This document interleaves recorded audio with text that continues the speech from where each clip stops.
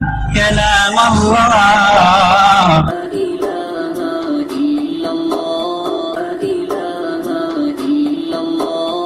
ونحن على ذلك من الشاهدين والشاكرين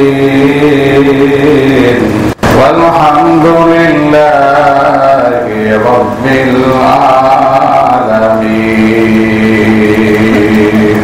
سبحانك لا علم لنا إلا ما علمتنا إنك أنت العليم الحكيم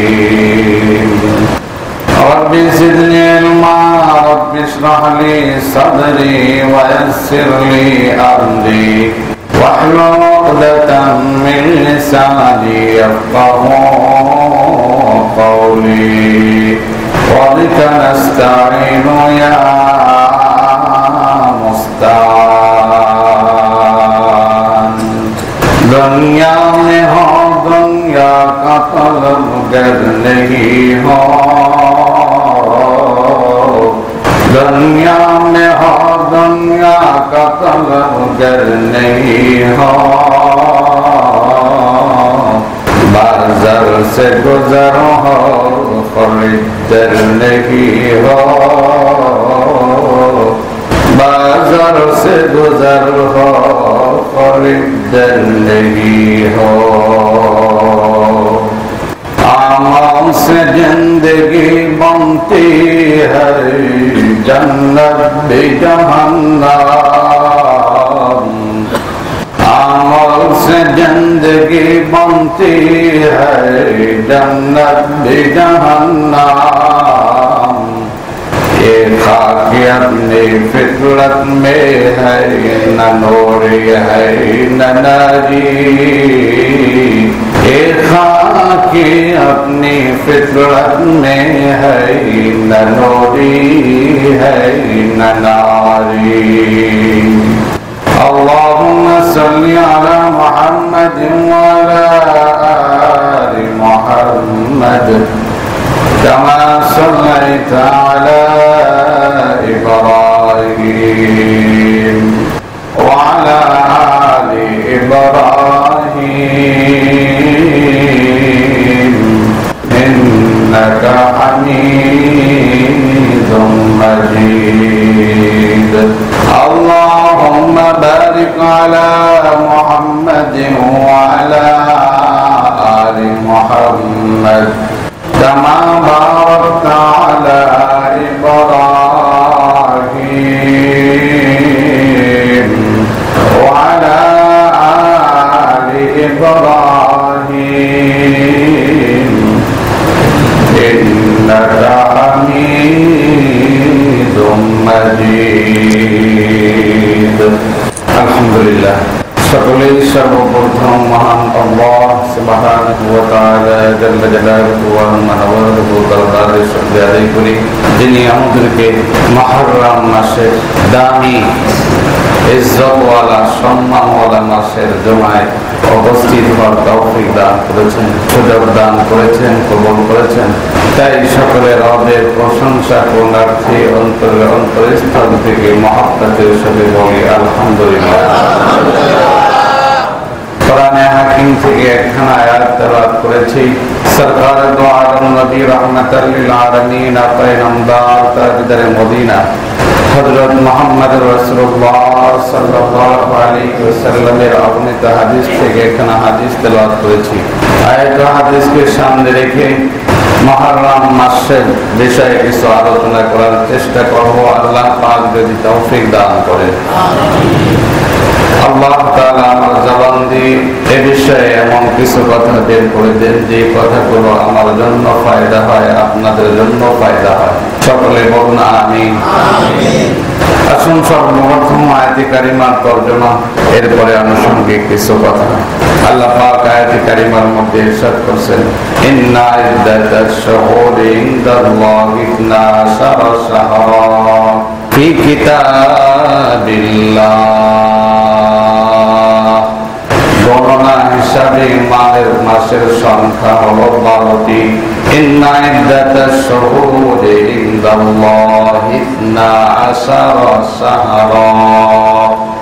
আল্লাহ পাক রব্বুল আলামিনের নিকটে গণনা হিসাবে মাসের সংখ্যা হলো 12টি। কয়টি?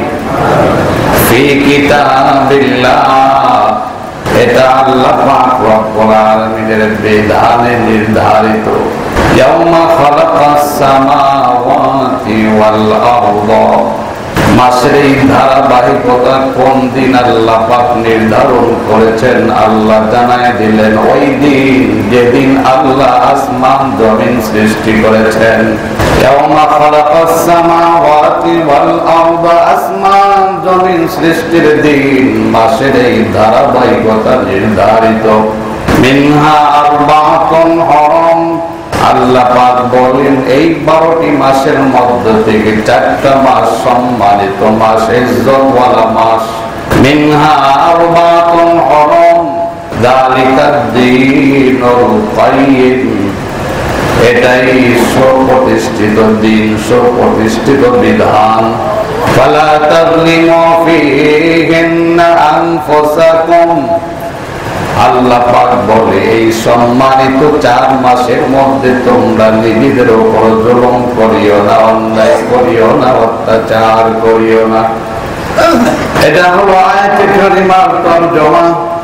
ব্যাখ্যার মধ্যে বলা হয় আল্লাহ পাক রব্বুল আলামিন মিনহা আরবাতুন হুরুম বলছেন, 4 মাস হলো ইজ্জতওয়ালা, সম্মানওয়ালা। কোন 4 মাস আল্লাহ পাক রব্বুল আলামিন উল্লেখ করেন নাই, কোরআনের কোথাও উল্লেখ নাই এই 4 মাস ইজ্জতওয়ালা, সম্মানওয়ালা। তাহলে দেখতে হবে এই আয়াতের ব্যাখ্যায় পয়গম্বর কি বলেছেন। কোরআনের কোথাও যদি কোনো অস্পষ্ট থাকে, বোঝে না আসে, হাদিস দ্বারা সেটার ব্যাখ্যা করা হয়। পয়গম্বর আরবাতে হুরুমের ব্যাখ্যা করেছেন বিদায় হজ্জের ভাষণের মধ্যে। রাহমাতাল লিল আলামিন সাহাবায়ে কেরামকে সম্বোধন করে বলে, ও সাহাবীরা, আল্লাহ পাক কোরআনের মধ্যে বলেছেন মিনহা আরবাতুন হুরুম, 4টা মাস হলো ইজ্জতওয়ালা মাস, সম্মানিত মাস। ওই 4টা মাস কোরআনের কোথাও আল্লাহ পাক উল্লেখ করেন নাই। আমি পয়গম্বর তোমাদেরকে ভাষণের মধ্যে জানাই দেই 4টি মাস সম্পর্কে তোমরা অবগত হও। একটা হলো জিলহজ, আরেকটা হলো জিলকদ, আরেকটা হলো মুহররম। জিলকদ, জিলহজ, মুহররম 3টা ধারাবাহিক, আরেকটা হলো রজব মাস। এই 4টা মাস পয়গম্বর বলে আল্লাহ তাআলার কাছে বড় ইজ্জতওয়ালা, সম্মানিত মাস। ঠিক কি না? রোজে আজলের দিনে লাউহে মাহফুজে আল্লাহ পাক রব্বুল আলামিন 12 মাস নির্ধারণ করে লিখেছেন। রোজে আজলের দিনে যদিও লাউহে মাহফুজে লেখা, কিন্তু মাসের ধারাবাহিকতা রোজে আজলের দিনে লেখা নয়। আল্লাহ পাক বলে মাসের যে ধারাবাহিকতা, এটা হলো আসমান জমিনের সৃষ্টি দিনে লেখা হয়েছে। মাস হলো 12টি, এটা রোজে আজলে নির্ধারিত ধারাবাহিকতা, এটা হলো আসমান জমিন সৃষ্টির দিনে লেখা। আল্লাহ পাক রব্বুল আলামিন মাস যে 12টি নির্ধারণ করেছেন, এটা সব প্রতিষ্ঠিত। এই সংখ্যা পরিবর্তন করার ক্ষমতা কারো নাই। কি বলেন, আছে? যদি কেউ বলে বছরের মাস হলো 10টি, আমরা মানব। যদি কেউ বলে বছরের মাসের সংখ্যা হলো 11টি, আমরা মানব। বরঞ্চ আমরা বলবো সে পাগল হয়ে গেছে, মাথা নষ্ট হয়ে গেছে। কারণ আল্লাহ পাক রব্বুল আলামিন নির্ধারণ করেছে মাস হলো, বছর হলো 12 মাসে।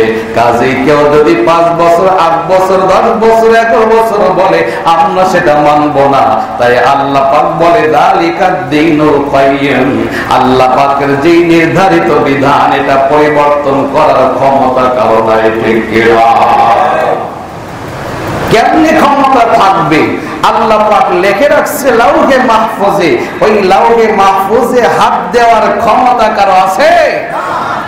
দুনিয়ার কাগজে লেখা থাকলে আপনার ক্ষমতা থাকতে পারতো, ওটাকে মুছে ফেলাইবেন, আগুনে ফেলাই দিবেন, সমুদ্রের মধ্যে ফেলাই দিবেন। ক্ষমতা বলে আপনি ওটার উপরে ফরক মেরে মুছে ফেলতে পারেন, কিন্তু আল্লাহ পাক যেখানে লিপিবদ্ধ করেছেন বান্দার কোনো ক্ষমতা নাই সেটা মুছে ফেলা, ঠিক কিনা? মিনহা আরবাতুন হুরুম, হারামের দুইটা অর্থ, একটা হলো হারাম নিষিদ্ধ, আমরা বলি না এই কাজ করাটা হারাম, এটা করা যাবে না। আইয়ামে জাহিলিয়াতের যুগে ওই 4টা মাসকে হারাম মাস হিসেবে তারা সম্বোধন করত। তারা এই 4 মাসের যুদ্ধ বিগ্রহ বন্ধ রাখত। এই 4 মাসের যুদ্ধ বিগ্রহ করা হারাম, কলহ বিবাদ করা হারাম। এটা পয়গম্বরের জামানায় যেমন হারাম, পয়গম্বর আসার আগেও মানুষেরা এটাকে হারাম মনে করত, যুদ্ধ করত না। কিন্তু পরবর্তীতে এই বিধানকে রহিত করা হয়েছে, নষ্ট করা হয়েছে। আল্লাহ পাক পরবর্তীতে বিধান জারি করে দিয়েছেন, এই হারাম মাসে যদি কাফের মুশরিকের দল মুসলমানদের উপর আক্রমণ করে, মুসলমান বসে থাকবে না, তাদের পাল্টা জবাব দেবে, ঠিক কিনা? নাসখ হয়ে গেছে। সবসময় একই হুকুম থাকবে এমন নয়, আল্লাহ পাক ইচ্ছা করলে পরিবর্তন করতে পারেন, এটা মালিক আল্লাহর ক্ষমতা, ঠিক কিনা? অনেকে বলে নসখ কিসের, আল্লাহর বিধান আবার নসখ হলো। নসখই মানতে চায় না। কেন মানে না? এলেমের কমতি, এলেম কম, পড়ালেখা বেশি করে নাই, কেমনে নাসখ মানসুখ বুঝবে? বুঝতে হলে তো মাদ্রাসায় পড়া লাগবে। যে কেউ যদি বলে নসখ বলতে কিছু নাই, তাহলে ঈমান থাকবে না। কারণ এটা আল্লাহ পাকের আয়াতে কারিমার মধ্যে আল্লাহ বলেন, মা নানসাখ মিন আয়াতিন আও নুনসিহা নাতি বিখাইরিন মিনহা আও মিসলিহা। 1 নম্বর পারার 16 নম্বর পৃষ্ঠার প্রথম লাইনে আল্লাহ পাক বলেছেন, মা নানসাখ মিন আয়াতিন আও নুনসিহা। পয়গম্বর, আমি আল্লাহ পাক যখন কোন বিধান, যখন কোন আয়াত নষ্ট করে দেই অথবা আপনাকে ভুলিয়ে দেই, নাতি বিখাইরিন মিনহা আও মিসলিহা, সাথে সাথে আমি তার থেকে উত্তম কোন বিধান, উত্তম কোন আয়াত অথবা সমপরিমাণ কোন বিধান, আয়াত আমি আল্লাহ পাক নাযিল করি। সুবহানাল্লাহ। প্রথমে এক বিধান আল্লাহ পাক, পরবর্তীতে ওটা রহিত করে আরেক বিধান দিতে পারেন। এটা মানুষের ক্ষমতা না, একমাত্র আল্লাহর ক্ষমতা, ঠিক কিনা? যদিও এই 4 মাসে যুদ্ধ বিগ্রহ হারাম ছিল, পরবর্তীতে আল্লাহ পাক বলছেন না, এখন থেকে হারাম নয়। কাফের মুশরিকের দল তারা যদি এই 4 মাসে যুদ্ধ করে, ও মুসলমান তোমরা বসে থাকবে না, তোমরা তোমাদেরকে হেফাজত করার জন্য তাদের মোকাবেলা করবে। আরবাতুন হুরুম, হারামের আরেকটা অর্থ হলো সম্মান, ইজ্জত। বলে মসজিদে হারাম, সম্মানিত মসজিদ। যদিও হারাম মাসে যুদ্ধ বিগ্রহ হারাম, সেটা হলো যখন হারাম অর্থ হারাম নিব, নিষিদ্ধ নিব। হারামের আরেকটা অর্থ যখন উদ্দেশ্য হবে হারাম মানে সম্মানিত, ইজ্জতওয়ালা। এই 4 মাস বড় সম্মানিত মাস, ইজ্জতওয়ালা মাস। এই অর্থে আয়াতটা নষ্ট হয় নাই, এখনো আয়াতের বিধান বাকি আছে। অর্থাৎ এই 4 মাসে বান্দা বেশি বেশি ইবাদত করবে, এই 4 মাসকে সম্মান করবে, ইজ্জত করবে। এই সম্মান, এই 4 মাসে বান্দা গুনাহ থেকে পরহেজ থাকবে। এই 4 মাসে বান্দা বিবাদ, বিগ্রহ, ঝগড়া, বালা মুসিবত, গালাগালি এগুলো থেকে বিরত থাকবে। এই সম্মানের অর্থ ধরলে আয়াতটা এখনো নষ্ট হয় নাই, ঠিক কিনা? আল্লামা জাসসাস রাহমাতুল্লাহ আলাইহি তার কিতাবের মধ্যে লেখেন, আল্লাহর যেই বান্দা জিলকদ, জিলহজ, মুহররম, রজব এই 4 মাসে বেশি বেশি ইবাদত করবে, আল্লাহ পাক রব্বুল আলামিনকে ডাকাডাকি করবে, আল্লাহ পাকের বিনয় হবে, আল্লাহর কুদরতি পায়ে সিজদা করবে। আল্লাহর যে বান্দা এই 4টা মাসে নিজেকে মিটায় দিবে আল্লাহর রাস্তায়, আল্লাহ পাক রব্বুল আলামিন বান্দার উপরে খুশি হইয়া বাকি 8 মাসের মধ্যে ওই বান্দাকে ইবাদতের তৌফিক দান করবে। সুবহানাল্লাহ। আল্লাহর যেই বান্দা এই 4 মাসে গুনাহ বিগ্রহ থেকে নিজেকে বাঁচায় রাখবে, গুনাহের কর্ম করবে না, গুনাহ থেকে বেঁচে থাকবে, আল্লাহ পাক রব্বুল আলামিন বাকি মাসগুলোতে ওই বান্দাকে গুনাহ থেকে বাঁচার তৌফিক দান করবে। সুবহানাল্লাহ। এই জন্য এই 4 মাসে বেশি বেশি ইবাদত বন্দেগী করা চাই। কোন ইবাদত করবেন? আল্লাহর রাসূল সরকারে দো আলম নবী রাহমাতাল লিল আলামিন মক্কাতুল মুকাররমা থেকে হিজরত করে মদিনাতুল মুনাওয়ারায় গমন করলেন। মদিনায় তখন পত্তলিকদের 2টা গোত্র ছিল, আউস খাজরাজ, আর ইহুদিদের 2টা গোত্র ছিল, বনি নজির বনি কুরাইজা। পয়গম্বর মদিনাতুল মুনাওয়ারায় যখন বসবাস করা আরম্ভ করলেন, আশুরার 10 তারিখ যখন আসলো, লক্ষ্য করে দেখেন ইহুদিরা আশুরার 10 তারিখে রোজা রাখে। মুহররমের 10 তারিখকে বলা হয় আশুরা। আশুরা শব্দের অর্থ হলো 10। মুহররমের 10 তারিখে ইহুদিরা রোজা রাখে। কেন? কারণটা কি, রহস্যটা কি? পয়গম্বর জিজ্ঞাসা করলেন, ও ভাই ইহুদিরা বলো, মুহররমের 10 তারিখে কেন তোমরা রোজা রাখো? ইহুদিরা জবাব দেয়, ও পয়গম্বর, আমাদের নবী মূসা আলাইহিস সালাতু ওয়াস সালাম এবং তার অনুসারী যারা ছিল, এই মুহররমের 10 তারিখে আল্লাহ পাক কুদরতিভাবে তাদেরকে বিশাল বড় সমুদ্রে পার করায় দিয়েছে, আর এই ফিরআউন এবং তার বাহিনীকে সমুদ্রের পানির মধ্যে ডুবায়া মারছে। মূসা আলাইহিস সালাতু ওয়াস সালাম যখন আল্লাহর কুদরতিভাবে নাজাত পেয়ে গেলেন, সমুদ্র পার হয়ে গেলেন, ওই বছর থেকে মুহররমের 10 তারিখে মূসা কালিমুল্লাহ আল্লাহর শুকরিয়া আদায় করতে রোজা রাখে। এই জন্য আমরা যেহেতু মূসার উম্মত বনি ইসরাইল, আমরাও মূসার অনুসরণার্থী, আমরাও রোজা রাখি। সুবহানাল্লাহ। রাহমাতাল লিল আলামিন ঘটনা শুনে বলে, নাহনু আহাক্কু বিমূসা মিনকুম ফাসামাহু ওয়া আমারা বিসিয়ামিহি। পয়গম্বর বলে, ও ইহুদি সম্প্রদায়, তোমাদের চাইতে মূসা কালিমুল্লাহর অনুসরণের হকদার আমি পয়গম্বর বেশি, আমার উম্মতেরা বেশি, তাই পয়গম্বর ফাসামাহু রোজা রাখলেন, উম্মতদেরকে রোজা রাখার নির্দেশ প্রদান করলেন। পয়গম্বর আশুরার রোজা রাখা আরম্ভ করলেন, সাহাবায়ে কেরাম আশুরার রোজা রাখা আরম্ভ করলেন।